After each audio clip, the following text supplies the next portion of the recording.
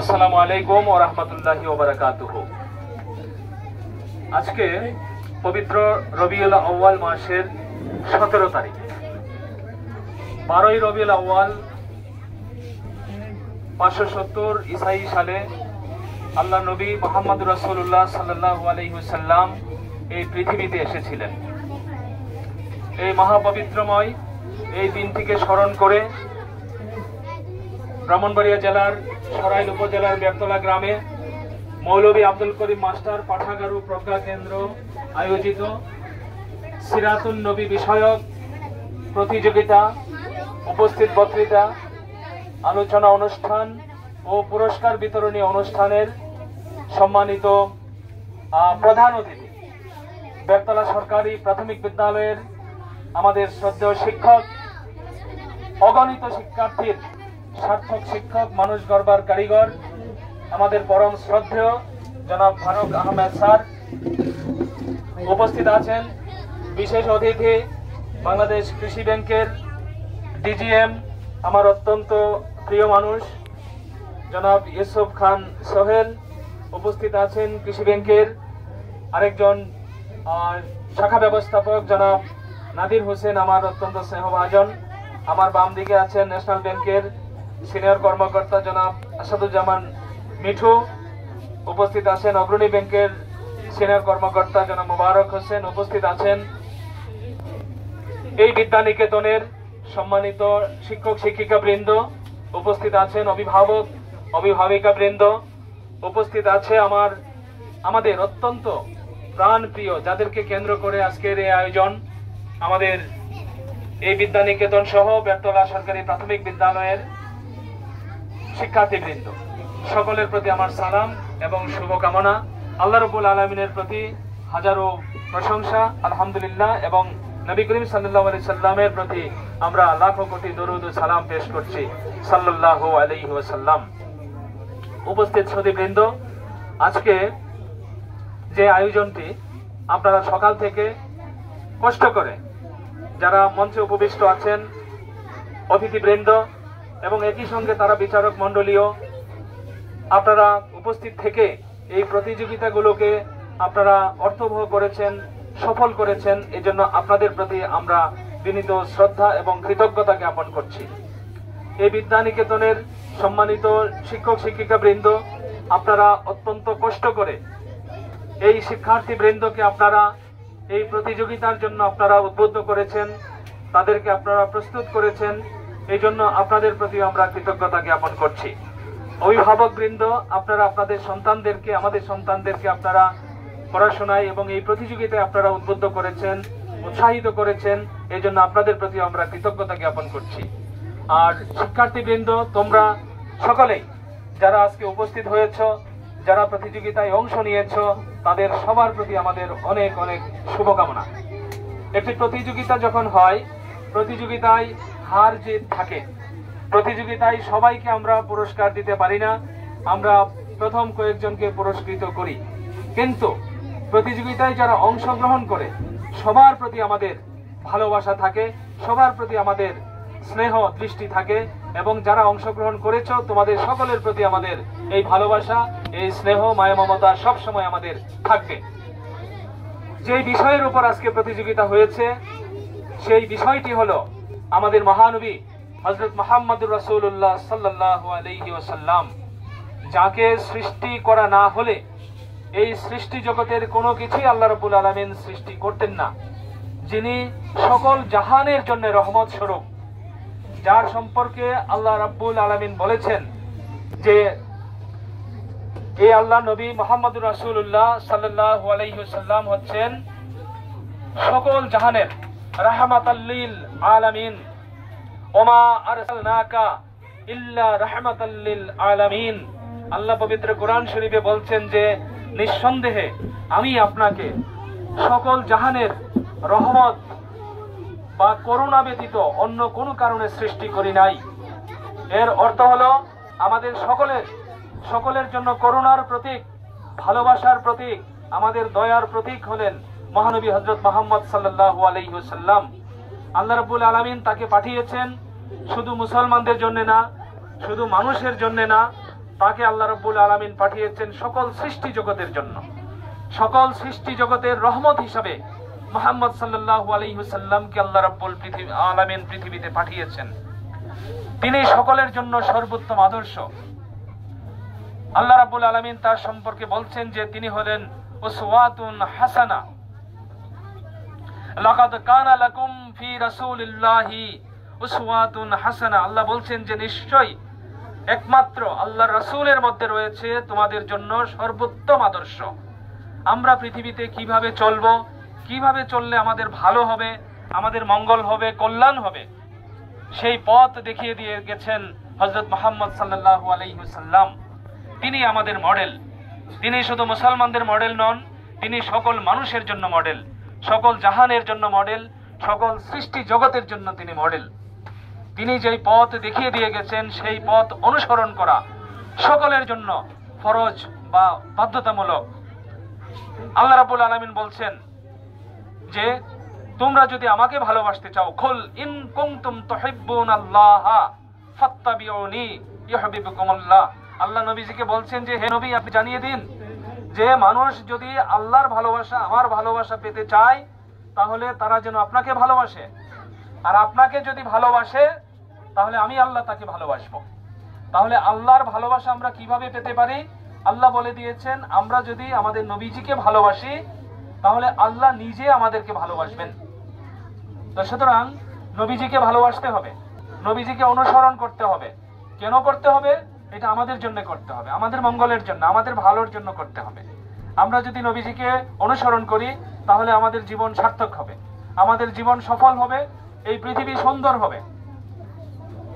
সুতরাং নবীজিকে ভালোবাসতে হবে, অনুসরণ করতে হবে আমাদের জন্য। কিন্তু নবীজি সম্পর্কে আমরা যদি না জানি তাহলে আমরা নবীজিকে কিভাবে অনুসরণ করব? আমরা অনুসরণ করতে গেলে নবীজিকে আমাদের জানতে হবে। আর নবীজিকে জানতে হলে আমাদেরকে পড়াশোনা করতে হবে, আমাদেরকে পড়তে হবে। উম্মুল মুমিনিন হযরত আয়েশা সিদ্দিকা রাদিয়াল্লাহু তাআলা আনহাকে জিজ্ঞাসা করা হয়েছিল। সাহাবীগণ জিজ্ঞেস করলেন যে নবীজি সম্পর্কে আপনি কিছু বলুন, আমরা নবীজি সম্পর্কে আরো কিছু জানতে চাই। তখন মা আয়েশা সিদ্দিকা রাদিয়াল্লাহু আনহা বললেন যে আপনারা কি পবিত্র কোরআন শরীফ পড়েন না? পবিত্র কোরআনই হচ্ছে নবীজির জীবন। তো তাহলে নবীজিকে জানতে হলে আমাদেরকে সর্বপ্রথম কি পড়তে হবে? পবিত্র কোরআন শরীফ পড়তে হবে, অর্থ সহ বুঝে শুনে পড়তে হবে পবিত্র কোরআন শরীফ।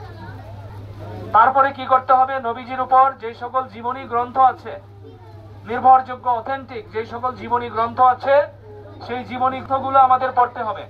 তো এই পড়াশোনা যেন আমরা করি, যেন করতে পারি, করার জন্য যেন আমাদের উদ্বুদ্ধ হয়, আমরা যেন অনুপ্রাণিত হই, আমাদের মধ্যে যেন চেতনা জাগরিত হয়, সেই জন্য কিন্তু আমরা এই প্রতিযোগিতার আয়োজন করেছি। এই প্রতিযোগিতাটি আমাদের শ্রদ্ধেয় স্যার জনাব ফারুক আহমেদ স্যার বলেছেন যে এই ধরনের প্রতিযোগিতা এটি প্রথম। এইরকম সামাজিক সংগঠনে, প্রত্যেকটি অর্গানাইজেশনে এই ধরনের প্রতিযোগিতার আয়োজন হোক। আয়োজন হলে কি হবে? নবীজিকে নিয়ে জানবার চর্চা আরো বাড়বে, জানবার আগ্রহ আরো বাড়বে। আমাদের শিক্ষার্থী সহ সকল শ্রেণীর মানুষ নবীজিকে আরো জানবার, বুঝবার জন্য আগ্রহী হবেন। কারণ আমরা আবারও একই কথা বলবো, কারণ নবীজিকে জানতে হবে, ভালোবাসতে হবে, নবীজিকে অনুসরণ করতে হবে আমাদের ভালোর জন্য, আমাদের ভালোর জন্য। বহু বিখ্যাত অমুসলিম মনীষীরা তারা পর্যন্ত বলেছেন পৃথিবীর সর্বকালের সর্বশ্রেষ্ঠ মানুষ হলেন হযরত মুহাম্মদ সাল্লাল্লাহু আলাইহি ওয়াসাল্লাম। এটা কারা বলেছেন? এটা অমুসলিমরা রচনা করেছেন Michael H heart. Michael heart the 100 বইয়ের মধ্যে সারা পৃথিবীর সর্বশ্রেষ্ঠ 100 জন মানুষের তালিকা করেছেন, তাদের সংক্ষিপ্ত জীবনী তিনি লিখেছেন। এই 100 জন সর্বশ্রেষ্ঠ মানুষের মধ্যে সবার মধ্যে সর্বশ্রেষ্ঠ হলেন, 1 নাম্বার হলেন হযরত মুহাম্মদ সাল্লাল্লাহু আলাইহি ওয়াসাল্লাম। এই তালিকা কিন্তু আমরা করি নাই, এই তালিকা করেছে একজন খ্রিস্টান। একজন খ্রিস্টান, তার নাম হচ্ছে মাইকেল হার্ট। সুতরাং এগুলো পড়তে হবে, এগুলো পড়লে আমরা জানবো। আর আমরা যত জানবো তত বেশি আমরা সুন্দরভাবে নবীজিকে মানতে পারবো। আর আমরা যত বেশি নবীজিকে মানবো তত বেশি কি হবে? আমাদের ভালো হবে, এই পৃথিবী সুন্দর হবে। এবং এই পৃথিবীটা এখন দেখো চারিদিকে যে নানান রকমের খারাপ কাজ হয়, অন্যায় হয়, অত্যাচার হয়, যুদ্ধ হচ্ছে, মানুষ মানুষকে হত্যা করে, মানুষ মানুষের উপর অত্যাচার করে, মানুষ মানুষকে ঘৃণা করে, এই কাজগুলো তো হতো না। নবীজিকে আমরা যদি ভালোবাসতাম, নবীজিকে যদি আমরা অনুসরণ করতাম, তাহলে সারা পৃথিবীতে কোনো অন্যায় হতো না, কোনো জুলুম হতো না, কোনো অত্যাচার হতো না। সকল মানুষ সুন্দরভাবে এই পৃথিবীতে বসবাস করতে পারতো যদি আমরা নবীজিকে ঠিকভাবে ভালোবাসতে পারতাম। একজন মনীষী জর্জ বার্নার্ড শ, তার একটা বই দ্য জেনুইন ইসলাম, এই বইয়ের মধ্যে তিনি লিখেছেন, যদি সারা পৃথিবীকে একজন এক নায়কের অধীনে আনা যেত এবং সেই এক নায়ক যদি হতেন হযরত মুহাম্মদ সাল্লাল্লাহু আলাইহি ওয়াসাল্লাম, তাহলে একমাত্র তিনি সারা পৃথিবীকে শান্তির পথে পরিচালিত করতে পারতেন, অন্য কেউ না। এই কথা কে বলেছেন? এই কথা জর্জ বার্নার্ড শ, তিনি একজন খ্রিস্টান, তিনি বলেছেন এই কথা। কই আমরা তো বলতে পারিনি, আমরা তো, তার মানে আমরা জানি না এখনো নবীজি সম্পর্কে ঠিকভাবে, আমরা এখনো জানি না। আমাদের জানতে হবে, আমাদের বুঝতে হবে নবীজিকে। আমাদের স্যার যেমন বলেছেন যে আমাদের সবচাইতে কাছে কোন জিনিসটি? মৃত্যু হলো আমাদের সবচেয়ে কাছের, আর সবচেয়ে দূরের মনে করি কোনটিকে? কবর। কারণ কবরে কি হচ্ছে আমরা জানি না। আর মৃত্যু হলো, আমরা বলি না যে আমরা যে অমুকে শেষ নিঃশ্বাস ত্যাগ করেছেন। এই যে আমরা প্রতিনিয়ত কিন্তু শ্বাস ত্যাগ করি, শ্বাস গ্রহণ করি। আমি যখন শ্বাসটা ত্যাগ করলাম, এরপরে যদি আর গ্রহণ করতে না পারি, তাহলে কিন্তু মৃত্যু হয়ে যাবে। তার মানে এটা কিন্তু একটা মুহূর্তের ব্যাপারও না, এর চেয়ে কম সময়। আমরা মৃত্যুটা সব সময় সাথে নিয়ে চলি, যে কোনো সময় যে কারোর মৃত্যু হয়ে যেতে পারে। আর আমাদের সবচেয়ে কাছের বন্ধুকে এই দুনিয়াতে এবং আখিরাতে হযরত মুহাম্মদুর রাসূলুল্লাহ সাল্লাল্লাহু আলাইহি ওয়াসাল্লাম। কবরে গেলে আল্লাহ তিনটা প্রশ্ন করবেন আল্লাহ। এক নাম্বার হলো যে তোমার দিন কি? মা দিন ওকা, তোমার দিন, তোমার ধর্ম কি? উত্তর কি? আমার দিন হলো ইসলাম। তারপরে আল্লাহ বলবেন যে মান রাব্বুকা, তোমার রব কে? আল্লাহ, উত্তর হবে আল্লাহ। তারপরে একজনকে দেখানো হবে, দেখিয়ে বলা হবে ইনি কে? ইনি হলেন হযরত মুহাম্মদ সাল্লাল্লাহু আলাইহি ওয়াসাল্লাম। এখন প্রশ্ন তিনটা কিন্তু সোজা, প্রশ্ন তিনটি কিন্তু কঠিন না। কিন্তু কবরে গেলে আমরা যদি পৃথিবীতে এগুলো প্র্যাকটিস না করি, আমল না করি, তাহলে কবরে গিয়ে কিন্তু এগুলো মনে পড়বে না। কারণ কবরে যাবে শুধু আমল, আর কিচ্ছু যাবে না। তাহলে আমরা যদি পৃথিবীতে আমল না করি, নবীজিকে যদি আমার চোখের সামনে না দেখি, আমার হৃদয়ের মধ্যে যদি নবীজিকে না দেখি, তাহলে কিন্তু নবীজিকে আমি চিনতে পারবো না। আমার জিকিরের মধ্যে যদি আল্লাহকে না রাখি, তাহলে কিন্তু আমি আল্লাহর কথা বলতে পারবো না, প্রশ্নের উত্তর আমি দিতে পারবো না। আমি যদি ইসলামের উপর অধিষ্ঠিত না থাকি, তাহলে কিন্তু আমার ধর্ম যে ইসলাম, এই কথা আমার মুখ দিয়ে বের হবে না। তাহলে এই তিনটা প্রশ্নের উত্তর যদি আমরা ঠিকভাবে দিতে চাই, তাহলে এই পৃথিবীতে এই তিনটি বিষয়ের উপর আমল করতে হবে। দিন সম্পর্কে আল্লাহ রাব্বুল আলামিন পবিত্র কোরআনে বলেছেন যে ইন্নাদ-দীনা ইনদাল্লাহিল ইসলাম, আল্লাহর কাছে একমাত্র গ্রহণযোগ্য দিন বা ধর্ম হলো ইসলাম। আর ইসলামে প্রবেশ করতে হবে পরিপূর্ণভাবে। আল্লাহ বলছেন যে উদখুলু ফিস সিলমি কাফা, যে তোমরা ইসলামের মধ্যে পরিপূর্ণভাবে প্রবেশ করো। শুধু নাম লিখিয়ে রাখলে চলবে না, এখানে ক্লাস করতে হবে, এখানে সিলেবাস আছে, সেই সিলেবাসগুলো অন্তরে ধারণ করতে হবে, এগুলো আমল করতে হবে। এইভাবে ইসলামে পরিপূর্ণভাবে প্রবেশ করতে হবে। এবং যারা ইসলামে পরিপূর্ণভাবে প্রবেশ করে তাদেরকে বলা হয় মুসলিম।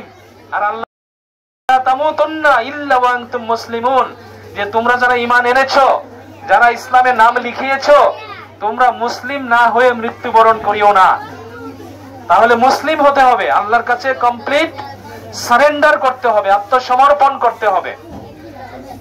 তাহলে এগুলো যদি আমরা ঠিকভাবে করতে পারি, তাহলে কিন্তু আল্লাহর কাছে আমরা পুরস্কার পাবো, আমরা প্রশ্নের উত্তর দিতে পারবো, আল্লাহর কাছে আমরা পুরস্কার পাবো, আমরা দুজকের আযাব থেকে আমরা রক্ষা পাবো আশা করতে পারি। কিন্তু সবকিছু নির্ভর করবে কি? আল্লাহর দয়ার উপর। আল্লাহর দয়ার উপর। আল্লাহ দয়া করবার জন্য আমাদেরকে সব সময় প্রস্তুত আছেন। আমরা যদি নিতে না পারি, তাহলে এটা হবে আমাদের ব্যর্থতা। তো আজকে আমরা যে প্রতিযোগিতার আয়োজন করেছি, তোমরা সবাই যারা অংশ নিয়েছো, তোমরা খুব চেষ্টা করেছো, অনেকে ভালো করেছো, অনেকে চেষ্টা করেছো। আমাদের উদ্দেশ্য হলো যে এর মাধ্যমে তোমার মধ্যে নবীজি সম্পর্কে জানবার আগ্রহ তৈরি হোক, নবীজি সম্পর্কে জানবার আগ্রহ তৈরি হোক। আর এই জানবার জন্য আমাদেরকে বই পড়তে হবে, কোরআন শরীফ পড়তে হবে, নবীজির সিরাত বিষয়ক, জীবনী বিষয়ক বইগুলো পড়তে হবে। এই বই, অনেকগুলো বই আমাদের লাইব্রেরিতে আছে, তোমরা লাইব্রেরিতে বসে বই পড়বে এবং বই যত পড়বে তত বেশি জানতে পারবে নবীজি সম্পর্কে, আল্লাহ সম্পর্কে, ইসলাম সম্পর্কে। এই জন্য পড়াশোনা করতে হবে।